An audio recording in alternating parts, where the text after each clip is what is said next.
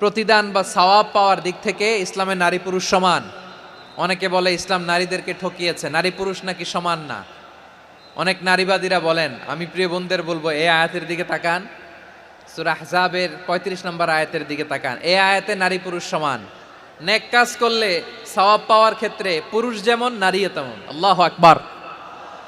দান করলে পুরুষের যেমন সওয়াব, নারীরও তেমন সওয়াব। রোজা রাখলে পুরুষের যেমন সওয়াব, নারীরও তেমন সওয়াব। নাকি পুরুষ রোজা রাখলে বেশি সওয়াব, নারী রোজা রাখলে কম সওয়াব? হ্যাঁ, ব্যাপারটি কি এরকম না? ইকুয়াল। নেক কাজের সওয়াব বা প্রতিদান পাওয়ার দিক থেকে সবাই সমান, নারী কিংবা পুরুষ, কোনো পার্থক্য নাই। এ আয়াতে পুরুষের পাশাপাশি নারীদের কথা বিশেষভাবে বলা হয়েছে।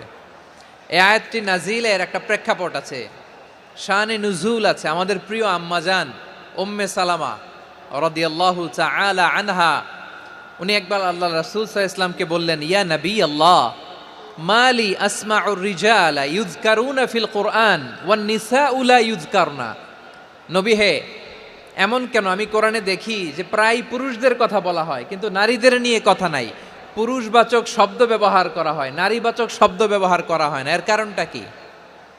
ফাআনজালাল্লাহু তাআলা হাযিহিল আয়া। এরপর আল্লাহ তাআলা উম্মে সালামা রাদিয়াল্লাহু তাআলা আনহার এই কথার প্রেক্ষিতে, তার এই অ্যাপিল, তার এই আবেদন, তার এই আকাঙ্ক্ষা পূরণের জন্য এই আয়াতটি নাজিল করেন। যে আয়াতে আল্লাহ তাআলা পুরুষবাচক শব্দের পাশাপাশি নারীবাচক শব্দও ব্যবহার করেছেন। যেমন ধরেন মুমিনিন, এটা বললে এর মধ্যে পুরুষও আছে নারীও আছে। মুসলিমিন, এটা বললে এর মধ্যে পুরুষও আছে নারীও আছে। কিন্তু এই আয়াতে আল্লাহ তাআলা মুসলিমিন বলার সাথে সাথে আবার বলেছেন মুসলিমাত। ইন্নাল মুসলিমিনা ওয়াল মুসলিমাতি ওয়াল মুমিনিনা ওয়াল মুমিনাতি ওয়াল কানিতিনা ওয়াল কানিতাতি। পুরুষবাচক শব্দের পাশাপাশি আবার এক্সট্রা নারীবাচক শব্দ ব্যবহার করেছেন। আলহামদুলিল্লাহ বলেন। প্যান্ডেলে যে সমস্ত আমার বোনেরা নারীরা আছেন, আপনাদের খুব খুশি হওয়ার কথা যে উম্মে সালামা রাদিয়াল্লাহু তাআলা আনহা, আমাদের আম্মাজান বিষ্ণু ইসা ইসলামের প্রিয়তমা স্ত্রী, তিনি তো আপনাদেরই প্রতিনিধি, আপনাদের রিপ্রেজেন্টেটিভ হয়ে তিনি বলেছিলেন শুধু পুরুষবাচক শব্দ কেন, নারীদের কথা কই।